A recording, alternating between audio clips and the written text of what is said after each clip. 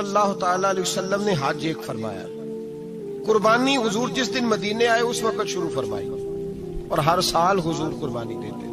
ہر سال دو جانور ذبح فرمائے. یا رسول اللہ صلی اللہ تعالی علیہ وسلم دو کا کیا مقصد فرمایا؟ ایک میری طرف سے، ایک میری غریب امت کی طرف سے. یا رسول اللہ صلی اللہ علیہ وسلم کس طرف سے فرمایا؟ ایک میری طرف سے، ایک میری امت کی طرف سے. کبھی فرمایا ایک میری طرف سے، ایک میرے اہل بیت اور میری امت کی طرف سے. دو جانور حضور نے ذبح فرمائے. اور پھر میرے حبیب پاک صلی اللہ تعالی علیہ وسلم کے غلام مولا علی شیر خدا، ابن ماجہ کی روایت ہے، حضرت علی شیر خدا فرماتے ہیں کہ نبی پاک علیہ الصلوۃ والسلام دو جانور ذبح کرتے تھے. خود حضرت علی کی جب باری آئی تو انہوں نے بھی دو فرمائے. تو صحابہ نے پوچھا کہ علی دو کیوں؟ دو کس لیے؟ تو حضرت علی رضی اللہ تعالیٰ عنہ فرمانے لگے مجھے میرے حبیب نے وصیت فرمائی تھی کہ علی تو نے دو کرنے، ایک اپنی طرف سے کیا کرنا، ایک میری طرف سے کرنا. تو میں ایک اپنی طرف سے دیتا ہوں، ایک اپنے نبی پاک کی طرف سے دیتا ہوں صلی اللہ علیہ. دو جانور. آپ لوگوں نے سنی ہوئی ہے یہ بات کہ مہینہ کھانا نہیں پکتا تھا حضور کے گھر میں. حضرت عائشہ فرماتی ہیں 3 چاند اور 3 سورج کٹھے کبھی نہیں دیکھے جب ساتھ روٹی بھی کھائی ہو. یعنی 3 دن مسلسل کبھی کھانا نہیں کھایا. قربانیاں کتنی دی بولیے؟ حضرت علی شیر خدا کا مکان کوئی نہیں اپنا، کوئی گھر. صاحب استطاعت ہے، پہلے کس کی قربانی کرے گا؟ وہ کمائی کرتا ہے، اس کے اپنے اکاؤنٹ میں تنخواہ آتی ہے، ابا جی کے اکاؤنٹ میں نہیں آتی. اس نے اپنا بینک بیلنس چوری بھی رکھا ہوا ابا جی سے. پہلے اپنی قربانی کرے، اگر اس کو شوق ہے، دل کرتا ہے تو ایک اور خریدے، پھر ابا جی کی طرف سے کرے. اگر اللہ نے توفیق دیا تو ایک اور خریدے، اماں جی کی طرف سے کرے. اور اگر اس کے دل کو اللہ ٹھنڈک عطا کرے، سکون کرے، تو پھر اپنے رسول کی طرف سے بھی قربانی دے، پھر اپنے محبوب کی جانب سے بھی قربانی کرے. نبی پاک صلی اللہ تعالی علیہ وسلم نے ہر سال 2 قربانیاں دی. 10 سال کل کتنی ہوگی 10 سالوں میں بولیے؟ اور جب حضور حج کرنے گئے نبی پاک نے 63 اونٹ ذبح فرمائے. ایک اونٹ میں کتنی قربانیاں ہوتی ہیں؟ 63 اونٹ حضور نے ذبح فرمائے. اور حدیث بڑی مزیدار ہے. حضرت ابو ہریرہ رضی اللہ تعالیٰ عنہ فرماتے ہیں کہ جب اونٹ ذبح کرنے کی باری آئی تو ہم سوچ رہے تھے، پریشان تھے کہ یہ تو بڑا مشکل ہے ذبح کرنا، بڑا مشکل ہے. اس کو تو نہر کرنا پڑتا ہے، گرانا پڑتا ہے، باندھنا پڑتا ہے. سب سے مشکل کام اونٹ ذبح کرنا ہے. تو نبی پاک صلی اللہ علیہ وسلم کی تو عادت کریمہ ہے، اپنے ہاتھ سے ذبح کرتے ہیں حضور. وہ ہمارا اللہ خیر کرے، اب اللہ ہی حافظ ہے. ذبح کرنا تو دور کی بات ہے. ہمارا جو بی اے پاس لڑکا ہے نا، اس کو ڈر آتا ہے جانور کے پاس کھڑے ہوتے ہوئے. کہتے ہیں بچوں کو اندر لے جاؤ، 10 سال کا 12 سال کا اندر لے جاؤ، ذبح کرنا روئے گا. اور بس کرو یار، یہ کس قوم سے تمہارا تعلق پڑ گیا ہے؟ ہمارے تو 12 اور 14 سال کے معوذ اور معاذ ابو جہل کی گردن کاٹ کے رکھ دیا کرتے تھے. اور تو بچہ بکرا ذبح کرنے سے ڈرا رہا ہے. اس کو کھڑا کر لا کے. قربانی تو جہاد کی ٹریننگ ہے. وہ کھڑا کر، اس کو کہا بیٹا یہاں کھڑا ہو، اللہ کے رستے میں بکرے کی گردن کاٹنی ہے. اگر کوئی شخص خدا رسول کے دین کی مخالفت کرے، کفر کا جھنڈا اٹھائے، تو اس کی گردن بھی کاٹنی ہے. یہ ٹریننگ ہے بچوں کے لیے. یہاں عجیب ماحول ہے، ڈر لگ رہا ہے، پیچھے ہٹ جاؤ. اور جس صاحب کی قربانی ہے وہ بھی کوئی 1.5 کلومیٹر کے فاصلے پہ کھڑے ہیں، دور کھڑے ہو کے دیکھ رہے ہیں. نفیس ہی بڑے ہیں جناب، لطیف ہی بڑے ہیں. کپڑوں کو کوئی قطرہ خون کا لگ گیا تو بڑی مصیبت بن جائے گی. اور امیر آدمی، اس کا تو گھر کسائی نے خود فون کیا ہے کہ صاحب سب سے پہلے میں آپ کے گھر آؤں گا. اس کو پتہ ہے کہ منہ مانگی قیمت ملے گی. مہربانی فرمائیں، قربانی میرے رسول پاک صلی اللہ علیہ وسلم سے زیادہ نفاست والی طبیعت کسی کی نہیں. صحابہ کہتے ہیں اتنا حسین محبوب کا انداز تھا کہ کبھی کپڑوں پہ مکھی بھی نہیں بیٹھی تھی. اور حضور سے ہم سلام لیتے تھے، دست مبارک چومتے تھے تو ہمارے ہاتھوں سے کستوری کی خوشبو آنے لگتی تھی. اور فرماتے ہیں نبی پاک کا ہاتھ یوں ہوتا تھا کہ برف بھی اتنی ٹھنڈی نہیں جتنا پیارا حضور کا ہاتھ ٹھنڈا ہوتا تھا. پھر بھی حضور دست مبارک میں خنجر پکڑتے، جانور کو لٹاتے اور اپنی طامت کو سمیٹتے، اور اللہ کے حبیب گھٹنا رکھتے اس کی گردن پر، اور بسم اللہ اللہ اکبر کہہ کے ذبح فرماتے. حضور خود دست مبارک سے. تو اتنا زیادہ نازک مزاج ہو گیا ہے کہ اب یہ والی لگی تو نے پکڑا ہے تو قتل تو کرے گا ہی نا. کھائے گا تو صحیح، ایک میری منت ہے۔ شکاری کہنے لگا وہ کیا؟ تو بلبل کہنے لگی جب تو مجھے ذبح کرے نا اور پکائے تو مجھے پھول سے بڑی محبت ہے، اس طرح کرنا، کوئلے اتنے زیادہ دہکانا، اس قدر زیادہ آگ جلانا کہ ان کی شکل گلاب کے پھول کی طرح سرخ ہو جائے۔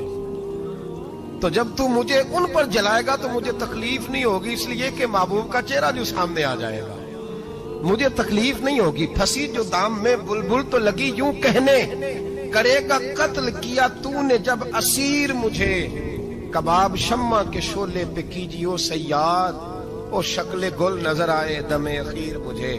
اعلیٰ حضرت بریلوی علیہ رحمہ فرمایا کرتے تھے، فرماتے تھے بڑی تکلیف ہوگی، بڑی تکلیف ہوگی جب جان نکلے گی۔ روایتوں میں آتا ہے جس طرح باریک دوپٹہ جھاڑیوں پہ ڈالا جائے، کھینچا جائے تو پھٹ جاتا ہے، یوں تکلیف ہوگی۔ پر فرمانے لگے رسول اللہ کے غلام کو کوئی تکلیف نہیں ہوگی۔ حضور کیوں؟ فرمایا اس لیے کہ جب جان نکلنے لگے گی تو سامنے جلوہ ودوحات آ جائے گا، حضور کے جلوے ہوتے رہیں گے تو پتہ ہی نہیں چلے گا جان کیسے نکل گئی۔ پھنسی جو دام میں بلبل، تو صحابہ فرماتے ہیں کہ اونٹ دوڑتا ہوا اس کے حصے میں جو اللہ نے شے رکھی ہے نا وہ چارہ ہے، اس کو چارہ کھلاؤ اور اچھے طریقے سے پیٹ بھر کے کھلاؤ۔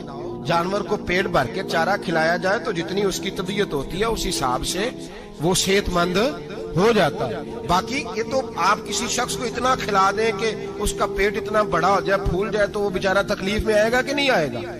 یہ کس قسم کا ماحول ہے؟ ایک بکرا بکا ہے لاہور میں اور سیٹھوں نے شرطیں لگائی ہوئی ہیں، میں 5 لاکھ کا لایا ہوں تو میں 9 لاکھ کا۔ یہ کیا چکر ہوا؟ مجھے اتنا کھلایا جی اس کو فلاں چیز، یہ کس نے کہا ہے کھلانے کا؟ بادام کھانا کس حدیث میں آیا؟ کس صحابی نے اپنے بکرے کو بادام کھلائے؟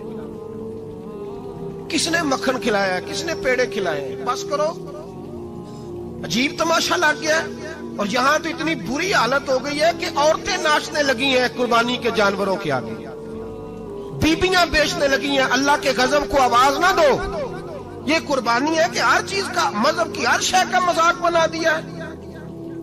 جس دین نے عورت کی اپنی قربانی بھی ہو تو اس کو ذبح کرنے کی اجازت نہیں دی، مرد ذبح کرے گا۔ جو دین کہتا ہے کہ عورت ذبح نہیں کرے گی، وہ عورت بیچ سکتی ہے اللہ کے جانور؟ جہاں جس کا میں نے رمضان میں بھی کہا تھا، پھر بات دہراتا ہوں، سارا سال ناچتے گاتے ہیں اور عید کا موقع آتا ہے تو 2-4 مولوی بٹھا کے وہ دین سکھانا شروع کر دیتے ہیں۔ کوئی پتہ ہی نہیں، کوئی خبر ہی نہیں۔ جس بوتل میں کل تک شراب بک رہی تھی اسی میں دودھ پلاؤ گے؟ جس برتن میں کل تک پیشاب تھا اس میں آج لوگوں کو شہد پلاؤ گے؟ بس کرو، یہ مذاق نہیں، یہ رسول اللہ کا دین ہے۔ نبی پاک سید عالم صلی اللہ تعالی علیہ وآلہ وسلم نے کوئی ذمہ عورت کے کوئی چیز نہیں لگائی ایسی جس میں اسے مردوں کے ساتھ شامل ہونا پڑے، اور عورت سمجھ ہی نہیں رہی کہ یہ اس کی تذلیل ہے، عزت نہیں۔ صابن بک رہا ہے تو ساتھ بی بی کھڑی ہے، شیمپو بک رہا ہے تو عورت اس کی جو ہے وہ ایڈ دے رہی ہے۔ یہ عزت ہے عورت کی؟ رسوا کر دیا تم نے ہر شے میں عورت۔ اب قربانی کا جانور بھی بی بی بیچے گی؟ غیرت کہاں گئی اس قوم کی؟ میرے رسول پاک سرور دو عالم صلی اللہ تعالی علیہ وسلم کو کسی نے آ کے کہا فلاں قبیلے کے لوگوں نے عورت کو سربراہ بنایا ہے، عورت کو آگے لگا لیا ہے۔ فرمایا تباہ ہو گئے وہ لوگ، انہوں نے عورتوں کو اپنے آگے پیشوا بنا لیا۔ جس رب نے عورت کو نبوت نہیں دی، امامت کرنے کا حق نہیں دیا، کس چکر میں لوگ پڑ گئے؟ 5 لاکھ کا جانور کس لیے لائے ہو؟ 5 لاکھ کا تفاخر کے لیے، دکھانے کے لیے؟ تو اگر 50,000 کا 60,000 کا بھی جانور لاتا تو اچھا آ جاتا، اور 50,000 کا جانور لائے تو 5 لاکھ میں کتنے آتے ہیں؟ بولے تو 10 جانور ذبح ہوں گے تو کتنے غریبوں تک گوشت جائے گا، کتنے گھروں کا بھلا ہوگا؟ ہر چیز کا چکر الٹا کر دیا گیا ہے۔ اور یہ صرف حج کے لیے ہوتی تو میرے رسول پاک ہر سال قربانی نہ کرتے، اور میرے نبی پاک قربانی دینے کا حکم۔ ایک اور بات بڑی لوگ پوچھنے لگے، کہتے جی گائے کی ہوتی ہے، بھینس کی بھی ہوتی ہے کہ نہیں؟ چلو جی اب نئی بات نکل آئی۔ حدیث پاک میں لفظ آیا اونٹ کا، نبی پاک نے فرمایا بکرا 1 سال کا، گائے 2 سال کی، اونٹ 5 سال کا۔ حدیث میں لفظ آ گیا اونٹ کا۔ اب کو بندہ کہے پہلے بتائیں نارکا کے مادہ کا، تو میں کدھر سے آپ کو حدیث نکال کے دوں جس میں نر بھی اور مادہ علیحدہ علیحدہ ہو؟ حدیث پاک میں ذکر آ گیا دمبے کا، مینڈے کا. اب باقی جو سارے جاگ رہے ہیں نا، آپ غور فرمائیں، باقی ایک بکرا ہے، ایک چترا ہے، ایک دمبا ہے، ایک دیسی بکرا ہے، ایک پہاڑی بکرا ہے، تو علیحدہ علیحدہ لفظ کہاں سے نکال کے دیے جائیں؟ یہ ساری انواع ہیں، اقسام ہیں، نوع ہیں. اسی طرح بھینس بھی گائے کی ایک قسم ہے. امام اعظم ابو حنیفہ فرماتے ہیں النوع منہ، یہ اس کی ایک قسم ہے، نوع میں سے ہے، گائے کی نوع میں سے. آپ عام لفظ بولتے ہیں تو کہتے ہیں بکرا چترا گائے بھینس، عام لفظ ہے نا. تو جب گائے کہہ دیا تو آپ کو بندہ کہے گائے آیا تو پہلے بتائیں گائے تو ہے تو اس میں بیل شامل ہے کہ نہیں؟ تو گائے کی جتنی قسمیں ہیں نا، ہمارے محدثین بھینس کو گائے میں شامل کرتے ہیں. بھینس گائے کی ایک قسم ہے. تو نبی پاک صلی اللہ علیہ وسلم نے جب گائے کا لفظ استعمال کیا تو بھینس اس کے اندر آ گئی. تو اگر گائے کی قربانی جائز ہے تو بھینس کی قربانی بھی جائز ہے. اگر بیل کی قربانی جائز ہے تو کٹے کی قربانی بھی 100% جائز ہے. اس کے اندر 7 حصے ڈالے جائیں گے، اسے قربان کیا جائے گا، یہ جائز ہے. اگر آپ صریح لفظ نکال کے دکھانے کو کہیں گے تو پھر تو بڑی چیزوں میں لوگ الجھ جائیں گے. پھر کیسے نکالا جائے گا خسی کی جائز ہے کہ نہیں، جو خسی نہیں اس کی جائز ہے کہ نہیں، فلاں کی. تو ان تفصیلات، ہاں بہت ساری چیزوں کی تفصیلات حدیث میں ہیں لیکن ساری چیزوں کی موجود نہیں. اس لیے میرے عزیز یاد رکھیں، بھینس کی قربانی بھی ہوگی، گائے کی بھی ہوگی، بیل کی بھی ہوگی، کٹے کی بھی ہوگی. جن کی نہیں ان کی نہیں. ہم نے کبھی کہا ہرن کی قربانی بھی ہوگی یا مرغی کی قربانی بھی ہوگی. تو حدیث مبارکہ کے اندر جو چیزیں موجود ہیں ان کی جتنی اقسام ہیں ان سب کی قربانی کرنا ہاں جائز ہے. اور میرے نبی پاک صلی اللہ علیہ وسلم نے فرمایا جانور خوبصورت ہو، لنگڑا نہ ہو، کانا نہ ہو، زخمی نہ ہو، خوبصورت جانور لاؤ، اس کو لا کے ذبح کرو. لوگ کہتے ہیں چلو اتنے پیسے اللہ کے راستے میں دے دیں تو یہ کافی نہیں کافی. مسلم شریف میں، بخاری شریف میں میرے نبی پاک سید عالم صلی اللہ تعالی علیہ وسلم نے فرمایا 10 ذی الحج کو اللہ کی نظر میں ابن آدم کا سب سے پسندیدہ عمل. لیکن نا 10 ذی الحج کو، کل 10 ذی الحج ہے تو بڑے کام ہو گئے. فجر کی نماز بھی ہوگی، تکبیرات تشریق بھی پڑھی جائیں گی.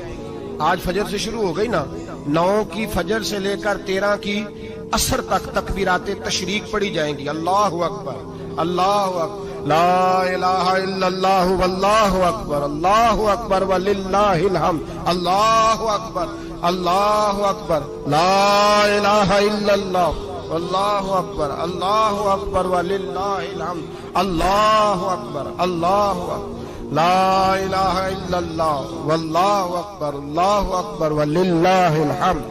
کوشش کریں جب بھی پڑھیں 3 بار پڑھیں. تکبیرات تشریق بھی پڑھی جائیں گی. فجر کی نماز بھی کل ہوگی، عید کی نماز بھی ہوگی، لوگ اور بھی کو ذکر اذکار کریں گے. لیکن میرے نبی پاک صلی اللہ علیہ وسلم نے فرمایا 10 ذی الحج کو اللہ کو اپنے بندے کا جو کام سب سے زیادہ